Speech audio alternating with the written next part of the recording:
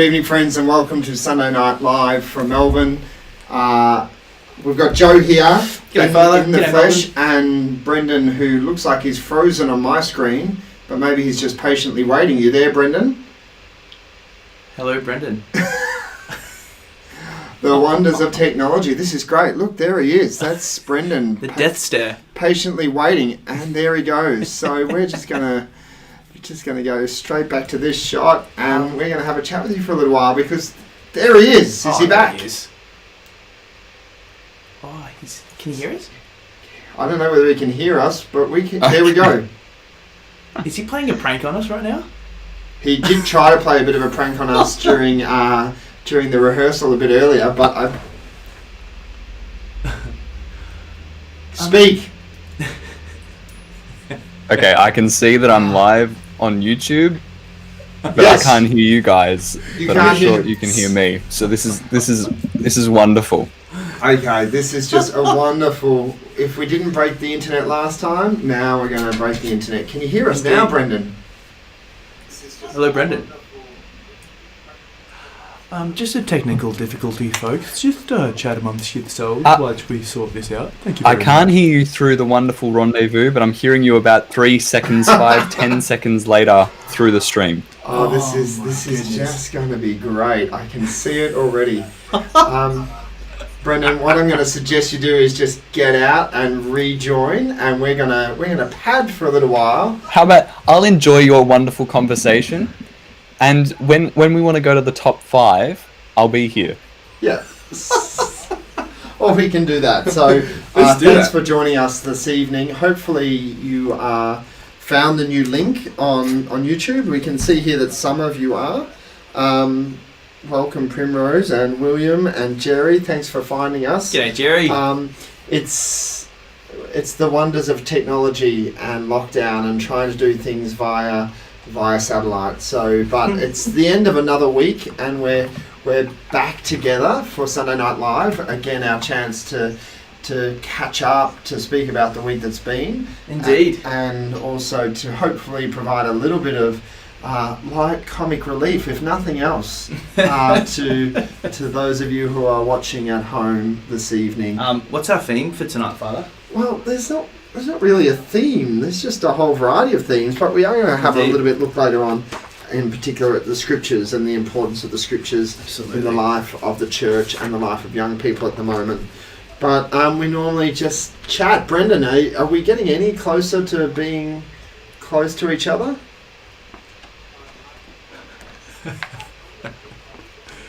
You can't hear us at all. Oh, absolutely not. You're going to hear this about 10 seconds too late. But I'm happy to be here. And yeah, the theme is right. I reckon we're going to have a theme each night, and that's going to be scriptures. Each night for the scriptures. I'm down with that. We can talk about our favourite Bible verse every week. This is great. We were having a bit of chat earlier on, obviously about the whole face masks. That's come in, and that everyone's wearing face masks at the moment out and about on the streets here in Victoria. What's that doing, and how are we feeling about that? Indeed. I didn't go out at all on Thursday, I think, because I was just a bit sort of confronted by the whole thing. Yeah. I can't live in my house for the next 4 weeks. Yeah, exactly. When I first got introduced to face masks, I was at Woolies and they were making us put it on, and I was trying to work with these face masks, and man, it was very, I must admit, very difficult to breathe. But you just got to bear it, I guess, or just break the rules. There are a few rule breakers out there who are complaining. I'm seeing on my Facebook feed and different things like that. So it's a strange one. I don't think anyone agrees in breaking the rules, but I think we can all agree that it's sort of a bit challenging, a bit confronting. Yes, indeed. But then every now and then, if you know, I visited the hospital during the week, and I think about our doctors and nurses that wear these masks all day, every day, especially in ICU and in surgery and things like that. So it's sort of like we are doing our bit to help them out. Yes. But I don't think it helps us not acknowledging that if we're finding it a little bit challenging. And I know that there's some people out there who don't get to wear masks or can't wear masks for medical reasons or things like that, and that in its own way can be a little bit confronting for them. The other thing that we're seeing, of course, is COVID deniers, or people out there who don't actually believe in the whole thing, which I think controversial. It's a strange thing. I think so too. But again, I think we all go through stages where we get a bit angry with everything that's going on and the restrictions on our liberty, and we all want to sort of just jump in the car and drive across the border. But it's the Dandenong Mountains. I was thinking sort of the Gold Coast or Queensland or something a little bit warmer at the moment. But there is. We also understand the responsibility that we have to look after each other, and I suppose that old adage, what would Jesus do, or what would Jesus say? I've sort of been thinking about that in my prayer over the last week, sort of what would Jesus say to us in this environment, in this time? What would he want of us to do? What do you think, Brendan? What would Jesus say to all of us at the moment?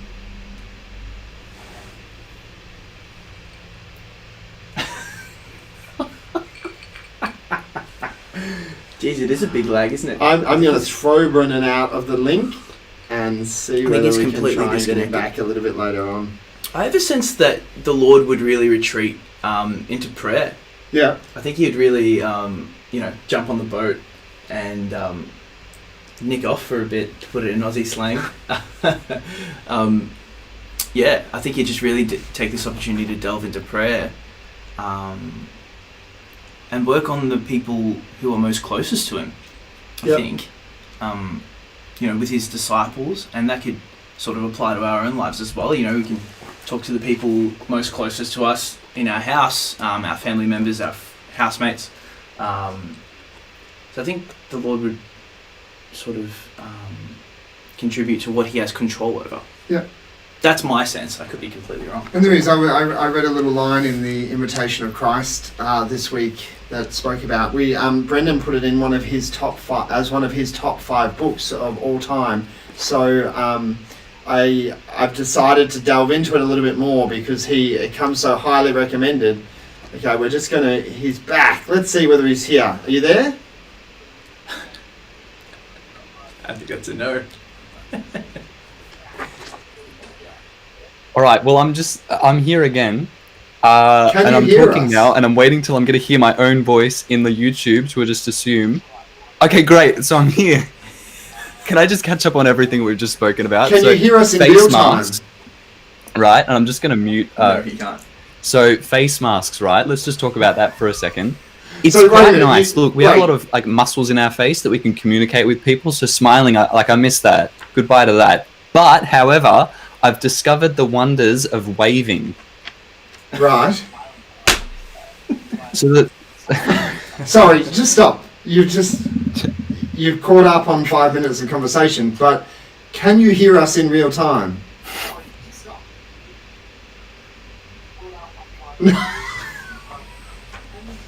Alright. No.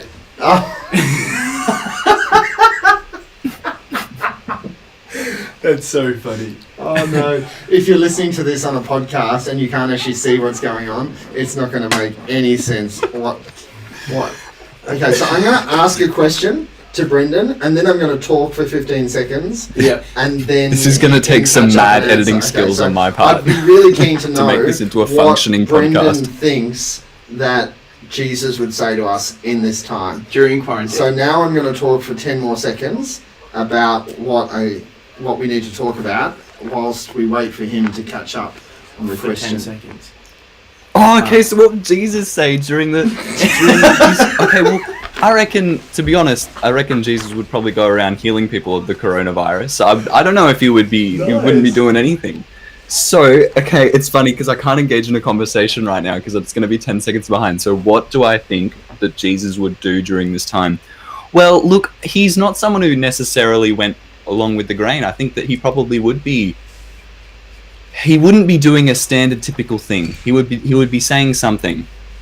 What would he be saying? I don't know. I'm curious though, people in the com box, if anyone's got some opinions, share them. I know I clearly haven't shared my own opinion, because I got no clue. Okay, so what I was saying before Brendan came in and didn't answer the question that it took us 5 minutes to try and get him to answer was that he recommended a few weeks back The Imitation of Christ. Indeed. And in that, I was reading this line where he writes about the fact that the devil will use lies and truths to try and distract us from what we're supposed to be doing right now.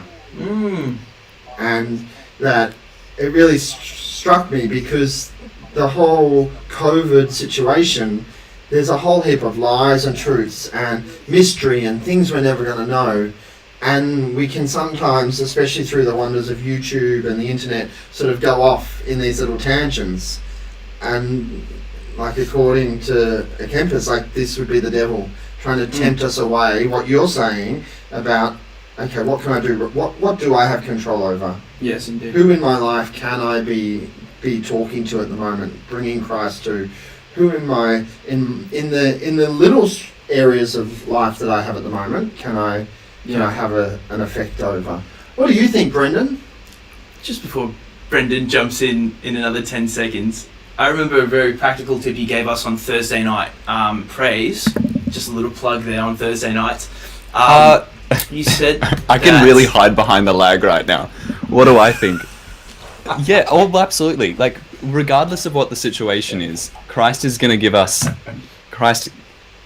gives us opportunities to come closer to Him. And this is just another thing. Like, there are so many things in our lives that are, that we can complain about and say that are holding us back from spreading the gospel, Like right now in Melbourne, we're not able to have holy hours, we're not able to come together as people, we're not able to have mass, but I mean, God has allowed this to happen. Like he has allowed it to happen, so therefore there is a greater good that's going to come from it.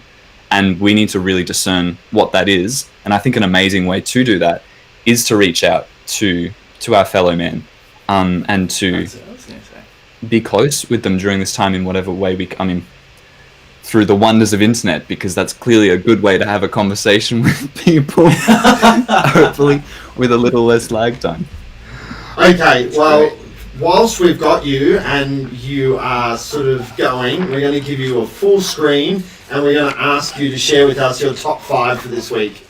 Brendan's top 5. We still don't have any theme music for it, but fire away. We'll write a song for it, bro, don't worry. Okay, so here we go. This is the top 5. I'm just going to talk to you guys on the...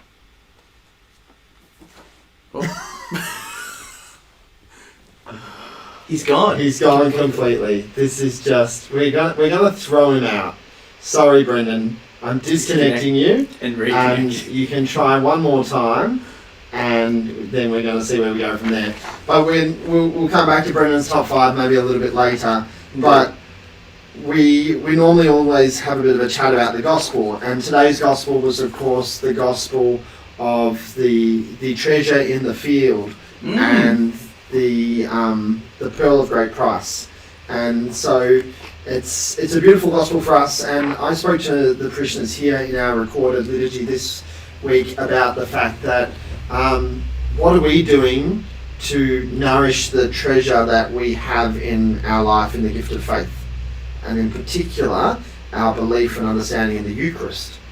And what are we doing, especially in this time with our churches closed and with people unable to do those normal things that we do? What are we doing to sell the field to buy the treasure, to get that pearl of great price? And those of us who have already received the pearl of great price, what are we doing to keep it?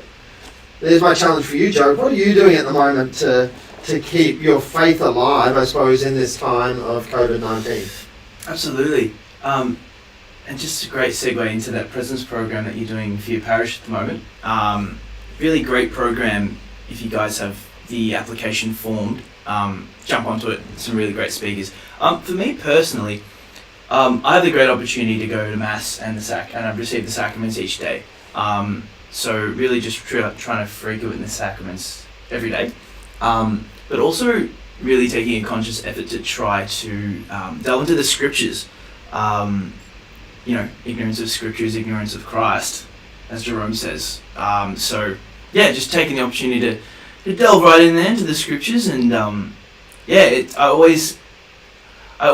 never regret or coming out of reading the scriptures being like, oh, I didn't receive anything from that. It's always constantly giving some sort of spiritual nourishment. But I know it's difficult for some Catholics to read. I know a few people close to me, they're just like, I just can't read it. Do you have that same experience, Father? Or do you know people who... I do, but I think, and we're going to have a bit of a chat with Christian about this later on, I think one of the ways that we can probably grow in our appreciation and our love of the scriptures is by learning more about the scriptures. I don't think we as Catholics necessarily have always educated ourselves or been educated through our, whether it's through our schooling or through our family or whatever. We have never always really the depth of the scriptures.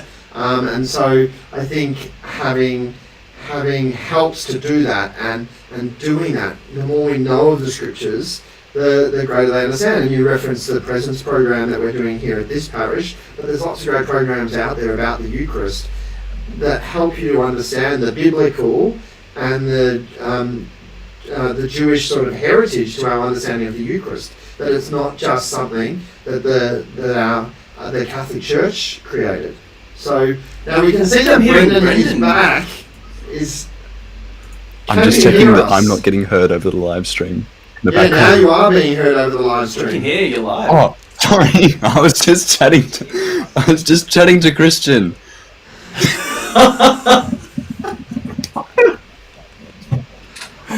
Oh, Brendan, you're back.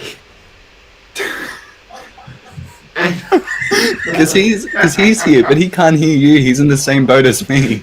But can you hear us? Yeah. I'm back. Did you want me to go? I just went for a solid 5 minutes into my top 5, and I thought actually I probably should check that I'm still going here. Can you hear us? I can't hear you in real time. You can? No, you can't. Have you got the volume turned up? Okay, this we thought we broke the internet on episode 3, but I think we've definitely broken it now. Brendan, while we've got you, Christian can't hear you guys live either. Can you, Christian? Wait a minute, Christian's here. Let's just throw to Christian. Can you hear us, Christian? I can hear you. I don't know who's lagging behind though. That's the problem. Okay, Brendan, can you hear us now?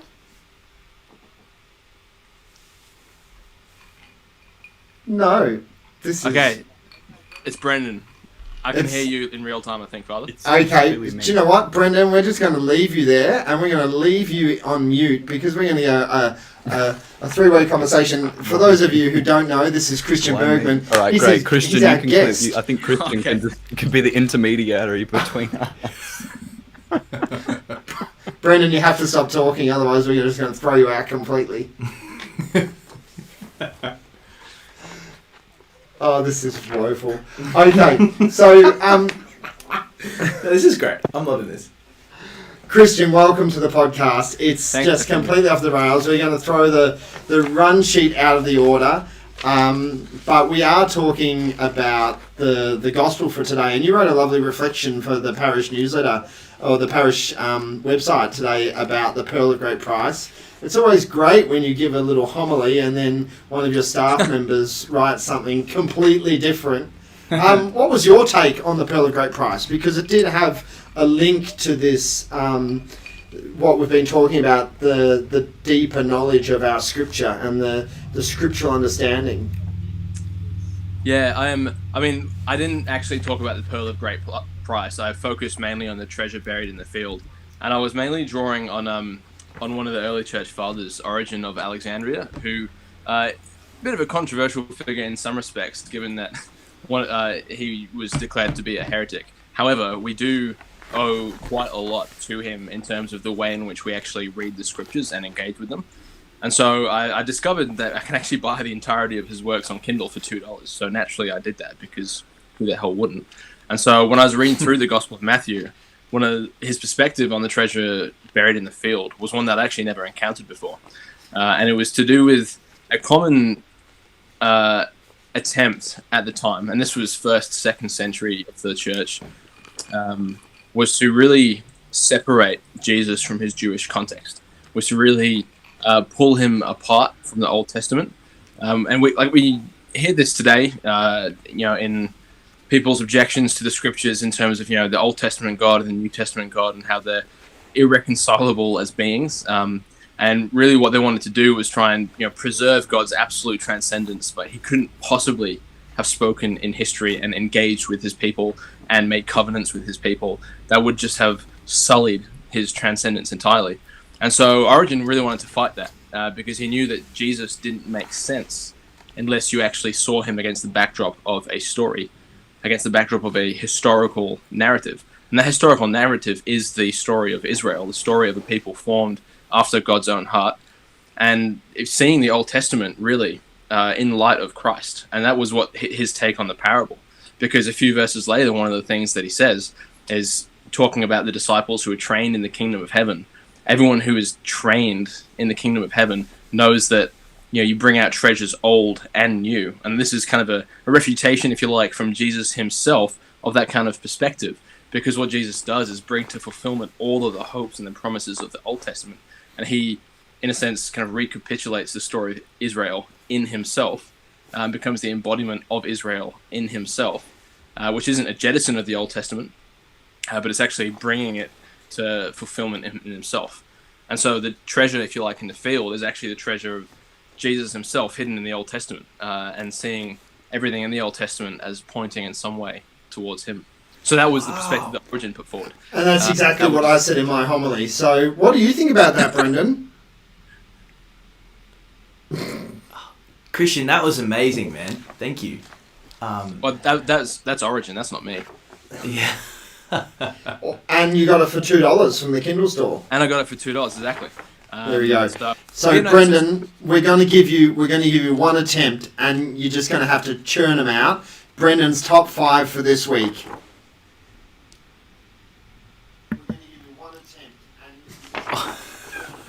Yeah. Oh, really? I was just prepared to let it go, but all right, I'm gonna give it a shot. I'm just gonna wait until I can hear myself in the YouTube, and then I'm just gonna go for it. All right, thanks everyone. Let's just fire right through this because I don't know how long I've got. I'm gonna mute this on here, and I'm just gonna go for it. Welcome to Brendan's Top 5, featuring just me, myself, and I. And if Father Nick and Joe want to jump in with some comments, Christian, you're absolutely welcome as well. Let's do it. Number 5 is Matthew 28:19-20, and the last time I gave this a shot, I gave a nice little introduction to this top 5, but it's top 5 scriptures. I'm not going to go through it again. I'm just going to see how this goes. So Matthew 28:19-20. I wish we had a nice little graphic at the bottom that's like, when those Protestant pastors say a cool verse and they like highlight. Anyway, moving on. Go therefore and make disciples of all nations, baptizing them in the name of the Father and the Son and the Holy Spirit, and teaching them to obey everything that I've commanded you. And this is the part of the verse that I really love, and remember, I'm with you always, even till the end of the age. And whenever I hear that, I'm like, oh, keep it together. Get a little bit emotional. That's number 5. Space for comment from Father Nick and Joe. Wonderful. Number 4 is Psalm 34:4. Father Nick, if this gets boring, just feel free to totally kick me out. I'm just going to keep going till number 1 though. I will. I promise. I mean, the whole Psalm is beautiful, and all of the Psalms are beautiful, but I wanted to pick one from the Psalms. So this is, I sought the Lord, and he answered me and delivered me from all of my fears. And yeah, I think that fear really holds all of us back from doing a lot of things and from living the way that God's called us to and for what his will is for our lives. And I think that this is just a beautiful reminder of how to conquer our fears.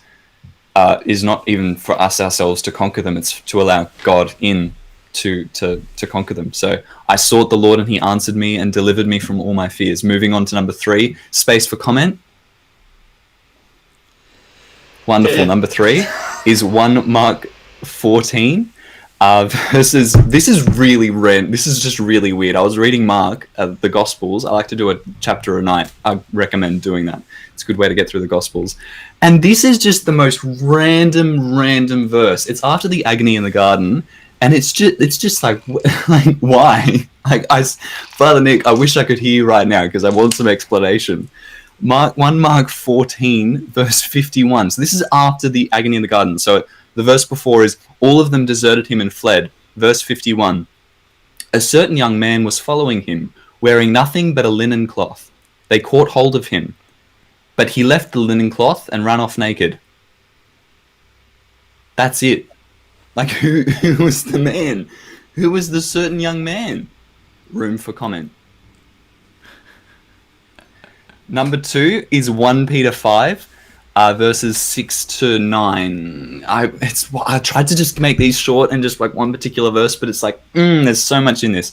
Verse 6, humble yourselves therefore under the mighty hand of God, so that he may exalt you in due time. Cast all your anxiety on him because he cares for you. Discipline yourselves. Keep alert. Like a roaring lion, Satan the devil prowls around you, looking for someone to devour. Resist him, steadfast in your faith, for you know that your brothers and sisters in all the world are undergoing the same kinds of suffering. That's bomb. Just read that again yourselves. I could talk for a long time about it. Comment? Wonderful. I'm glad you guys think that that's great too. So, number 1, this is my absolute favorite. Am I talking to the ether? Have I been cut off? Who knows? 1 Timothy 6, verse 10 and 11. 11 is particularly my favorite, but I give you 10 for a little bit of context. For the love of money is the root of all kinds of evil, and in their eagerness to be rich, some have wandered far away from the faith and pierced themselves with many pain. And how true is that for all of us? Because of our pursuit of riches and things of this world, how much suffering does that cause us? If we didn't have those, let me, verse 11 will speak for itself. But as for you, man of God, shun all of this. Pursue righteousness, godliness, faith, love, endurance, and gentleness.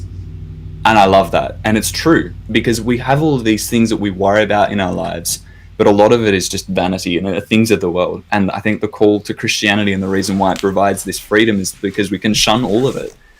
And having that faith in God that he will provide, and that what we should be pursuing, what we should be giving our attention is righteousness, is godliness, faith, love, endurance, and gentleness. And when I read that, and when I've lived that out in my life, that's when I felt most free. And I've noticed that it's when I feel down is when I'm worrying about all of these earthly things that don't matter. So they're my top 5. I hope you guys got to hear that. We got them. What's your top 5, Father Nick and Joe and Christian? Or not top 5, maybe just top 1. I'm not going to give you my top 5, but I'm going to give you my top 3. Number 3 would definitely happen to be... Sorry, just give me 1 second, because I think... No, that's okay. Number 3 would definitely happen to be John chapter 6, which is the Eucharistic discourse, where Jesus speaks... No, is it John? No, it's Mark. Matthew, Mark, I'm pretty sure. Mark? Christian, we were talking about it today. No, it is John chapter 6. No, it's John 6. There we go, thank you. John 6, the Eucharistic discourse. And that whole chapter, so it's not a verse, it's a chapter. But for those of you who are, especially at this time, struggling, being away from the Eucharist, really sort of reading meditatively, John 6, I think, is a great one. My second one would be the passage that is known as the Nunc Dimittis. And for those of you who pray the Divine Office, we pray it every evening in night prayer.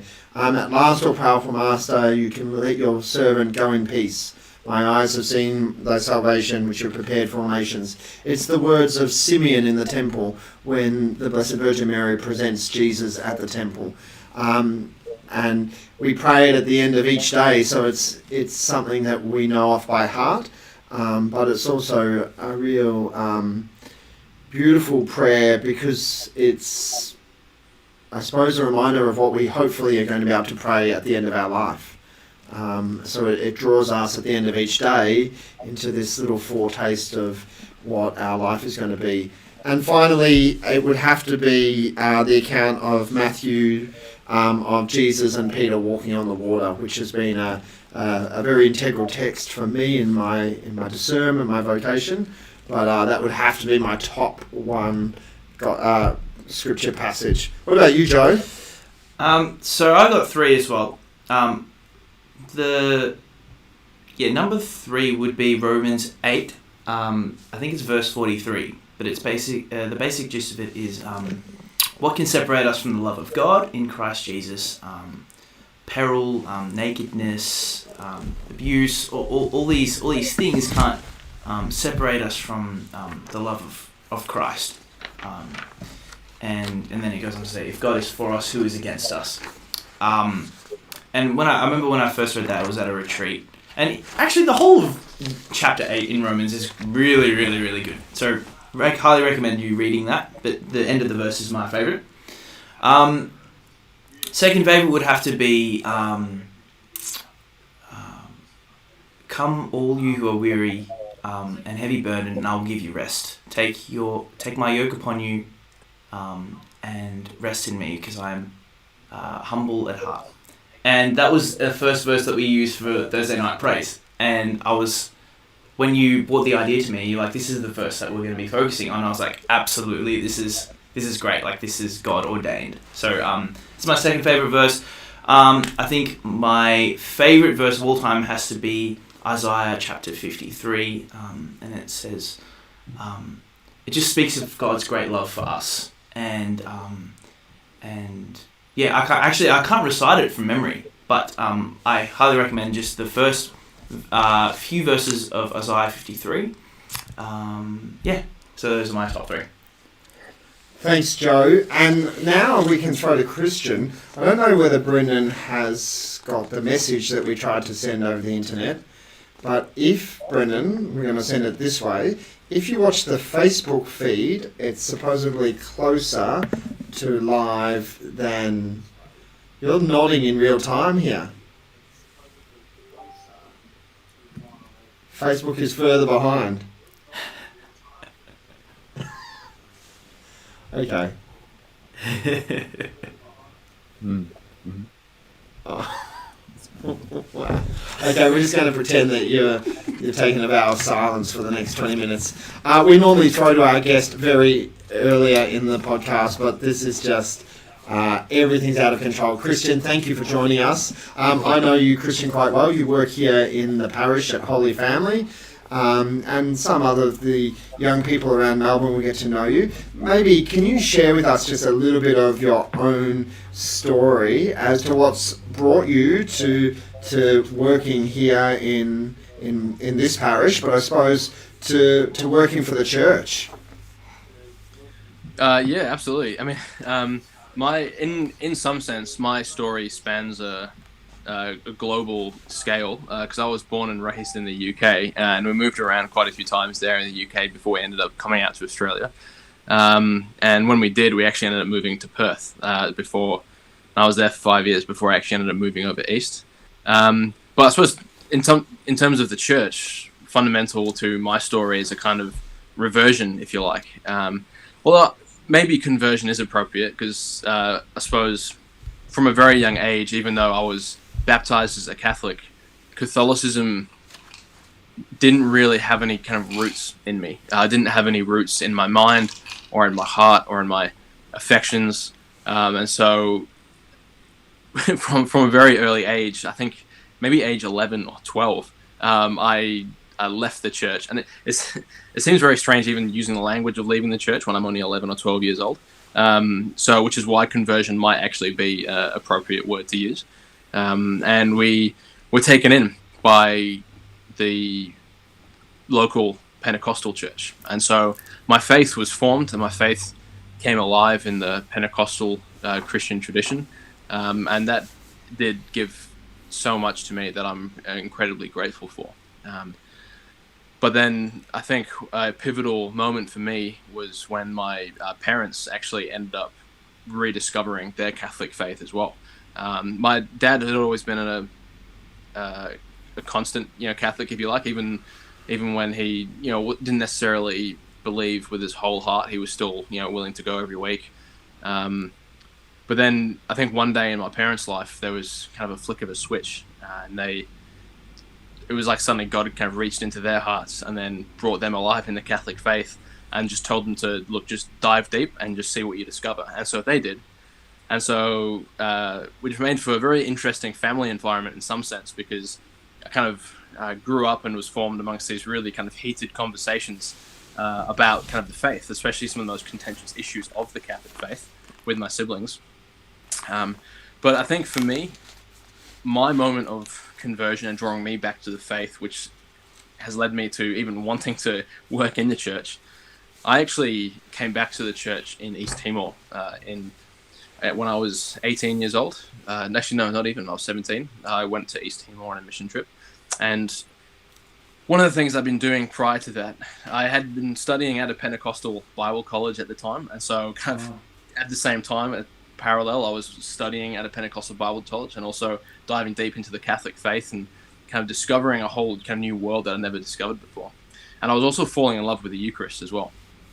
And I was discovering the early church. And you have that quote from, John Henry Newman, who said that to be deep into history is to actually cease to be Protestant. And I very quickly discovered that was the case with myself. I threw myself into the early church, and one of the people who really actually turned me around, especially on an intellectual level in terms of the Eucharist, was a man named Ignatius of Antioch, who, as far as we can tell, was actually a disciple himself of the Apostle John. And he was thrown to the lions, Ignatius. But in his letters to his people, what we can see is a very clear Eucharistic theology and a very clear church structure as well. And I actually have a letter, if you don't mind my reading, I've got a letter of his open here, because this was one of the things that really kind of brought it home for me. From Ignatius's letter to the Smyrnians, actually. And when he's talking about, the Gnostics and the people who kind of don't believe in the Eucharist. And he says, where is it? Let me have a look. So they even absent themselves from the Eucharist and the public prayers, because they will not admit that the Eucharist is the self-same body of our Saviour Jesus Christ, which suffered for our sins, and which the Father in his goodness afterwards raised up again. And then a couple of paragraphs later, he says, the sole Eucharist that you should consider valid is one that is celebrated by the bishop himself, or by someone that's authorized by him. So from very early on, not only do you have a clear Eucharistic theology, but you also have a very clear structure in terms of who can and cannot, do the Eucharist, which for me was a game changer. That was the nail in the coffin for me, at least intellectually. And then when I actually started participating in the Mass, that was when I really had a awakening of a heart, and I really fell in love with the Eucharist. And I think a conviction grew inside of me that was much deeper than anything I could intellectually believe, that this really was Jesus. And I fell in love with it. And so, so from there, I just threw myself back into the Catholic faith. I moved around Canberra, Melbourne, Sydney for a bit, married a beautiful Canadian whose job I stole at this church. She ended up having a baby. You mentioned, Christian, your own family, Yep. and now and how important they were in your own journey. And now you've just mentioned your beautiful wife. In the last 4 weeks, you've just had your first daughter. Can you just share with us a little bit what that experience has been like, becoming a father? Oh, man. You know what? I was trying to actually communicate this to someone the other day. Because I suppose, first of all, she's so beautiful. Having a child, especially having a daughter, is one of the most incredible experiences ever. Not only does it, my respect and my love and my admiration for my wife was already incredibly high, but then seeing what women actually suffer in order to bring new life into the world just deepens that to a level that will leave me in awe for the rest of my life. but then seeing the little life that actually comes out of that. We're at the minute, we're both kind of stuck in this state of exhaustion and wonder at the same time, because even at 2 o'clock in the morning when we're exhausted, looking down into the bassinet and seeing these big, beautiful eyes look up at us just leaves you in wonder at the mystery of human life and the absolute miracle that it is. I wasn't going to mention it, but since you've brought it up, you did have a little bit of trouble this morning distinguishing one end of a USB cable from the other. So any advice for those students out there in particular who might be burning the candle at both ends and are suffering a little bit of exhaustion or sleep deprivation at the moment? To students? Well, to anyone, but to students, how are you going without the sleep? Yeah. To students, I'd say you're fine. Don't worry. And then look, but also, I've just discovered that the capacity for humans to survive on very little sleep is actually incredible. So however much sleep you think that you're not getting now, just you wait. So you're doing absolutely fine. That's what I'd say. We were obviously talking about favourite Bible passages. Yeah. How important do you think the Scriptures is? And you've obviously got a great understanding of the history of the church that was really pivotal to you. But in this time at the moment, when in particular the sacraments are closed down to the young people of Melbourne, how important do you think the Scriptures are to sort of keeping people's faith alive? Oh, I think they're absolutely essential. I think, especially because for so many Catholics, our main reception of the Scriptures is actually in the liturgy. The liturgy is saturated with the Scriptures. You know, we hear it. We hear sermons about it. We're saturated in a sense without knowing it. And now that that's closed down, I think it's actually more essential than ever that we really start diving deep into the Scriptures again. Especially, I mean, for myself, kind of emerging from a Protestant Pentecostal tradition, the reputation that Catholics have in terms of the Scriptures and how well they know the Scriptures is a reputation that really desperately needs to be broken. I think we really need to actually start diving back into the Scriptures and, you know, learning how the church has read it in the past, but then also kind of in conversation with kind of the centuries as they go on. Really, the Scriptures are a witness to Christ. You know, it's a revelation about revelation. And so if you want to get to know Christ in this time, when you're away from the liturgy and away from the Eucharist, there is no better place to go. There's no better place to run to than just to throw yourself into the Scriptures.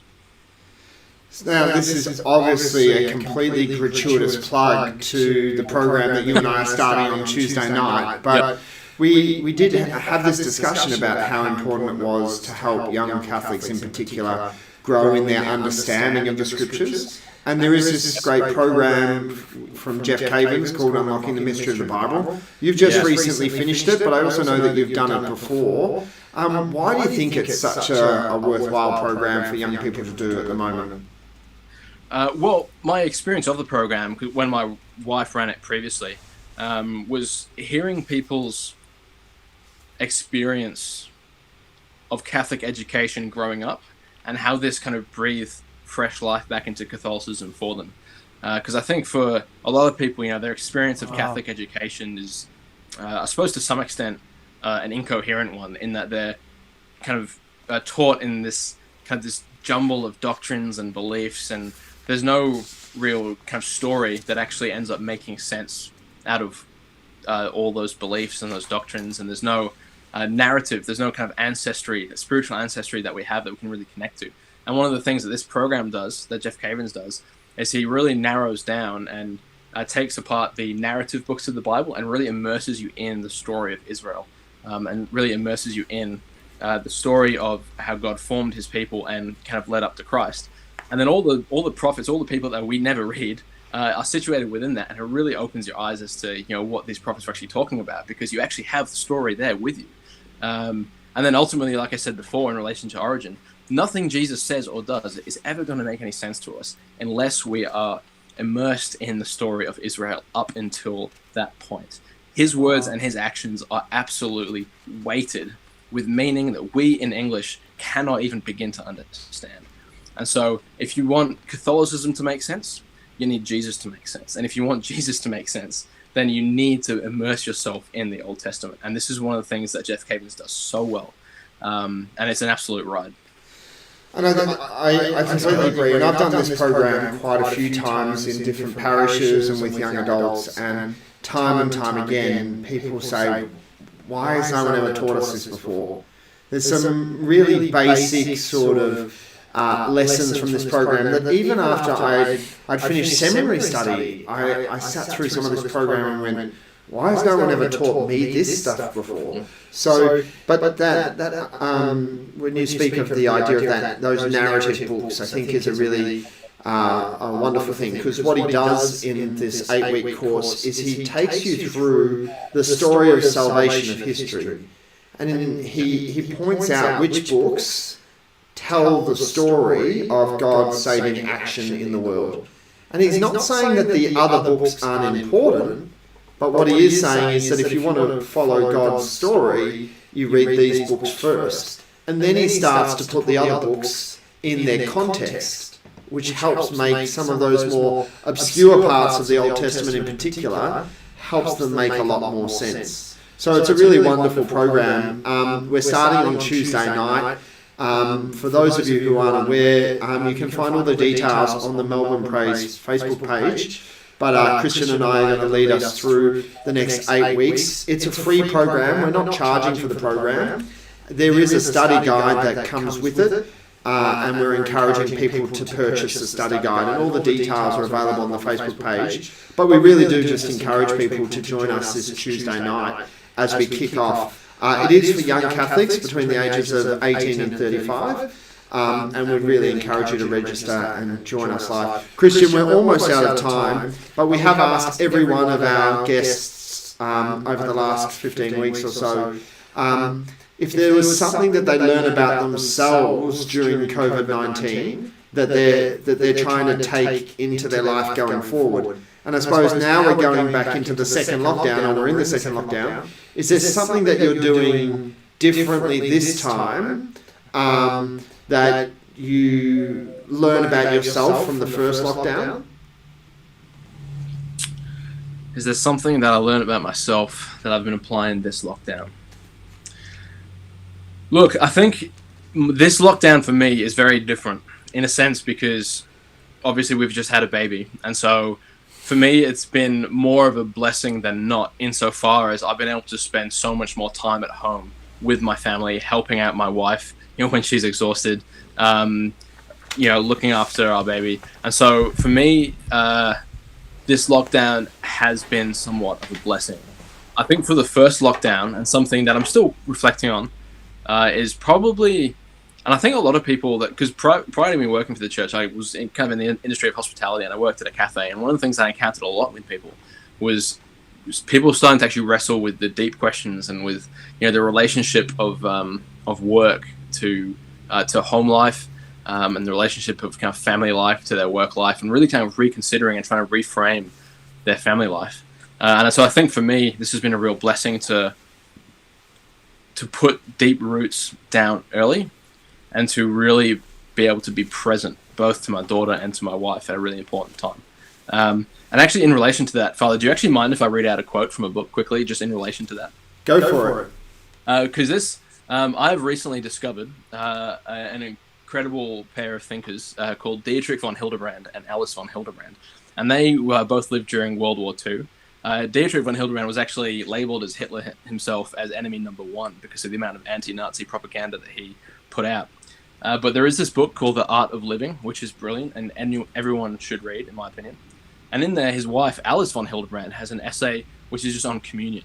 And there's one point where she starts talking about this exact issue, about family life and work life. And here's what she says. She says, "It is a really serious perversion to view professional work as the serious part of life and family life as a relaxation. No, the time we spend with our loved ones is not the time to relax and take it easy, but rather the moment to put on our festival garments, the moment to accomplish a real sursum corda, which in Latin means the elevation of the heart to God. It is the moment to realize that my love for another person is, humanly speaking, the precious pearl of my life, and that I must prepare myself for every encounter with the loved one, with the same grateful recollection I experienced at the moment of first falling in love." Alice von Hildebrand for me is one of the most beautiful thinkers I've ever come across. And in terms of the relation of family life to home life, I read that during the first lockdown, and that absolutely resonated with me. To conceive of home life as actually the serious part of life, as to be able to prepare to meet the ones you love for an encounter as if it was the first moment of falling in love. For me that's a very high ideal, and one that I would love to pursue. And I think the lockdown kind of breaking down the barriers that we've put in place between work and home life, I think is an opportunity to really rediscover and really fall in love again for the first time, I think, with our own family. Beautiful. Thank you, Christian, and thanks for joining us tonight. We're going to get you back in a couple of weeks' time when we have a few less technological issues, and we can talk about the other 15 minutes of stuff that we're going to talk to you about tonight. So, but thank you for taking the time out of your own family night to be with us, and we look forward to seeing you on Tuesday night for Unlocking the Mystery of the Bible. Yep, looking forward to seeing all of you listeners there as well. Cheers, thanks. Thanks, Christian. Okay, thanks, Joe. Let's see whether Brendan is there. Don't even try to speak, Brendan. It's just going to be painful to watch. But we're glad that you've to be with us, at least in your silent state, putting signs up.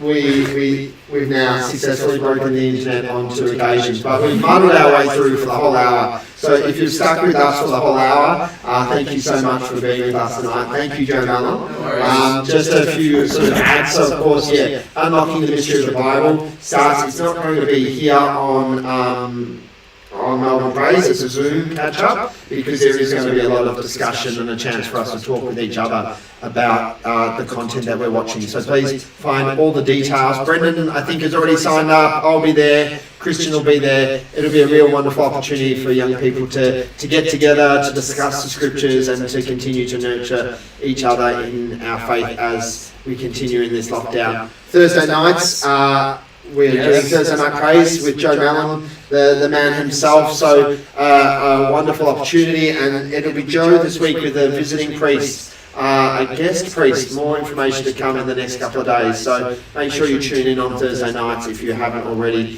for an opportunity for us to pray. And obviously also our regular prayer times of the Holy Rosary at 12 midday and the chaplet at 3 p.m. If you haven't already, make sure you head over to Facebook and like our page, facebook.com/Melbourne Praise. We'll have to have a discussion, an executive discussion about whether or not it's worth putting this podcast up. But the previous episodes are on melbournepraise.podbean.com or in the Google Play Store and Apple Podcasts.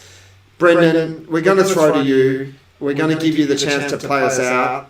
Hopefully it works. Thank you everyone for being with us tonight. It's been our great pleasure. And hopefully it's been entertaining, if nothing else. We did. God bless. Hopefully we'll see lots of you on Tuesday or Thursday night. God bless, Mom. Come on, Brendan, show us your stuff.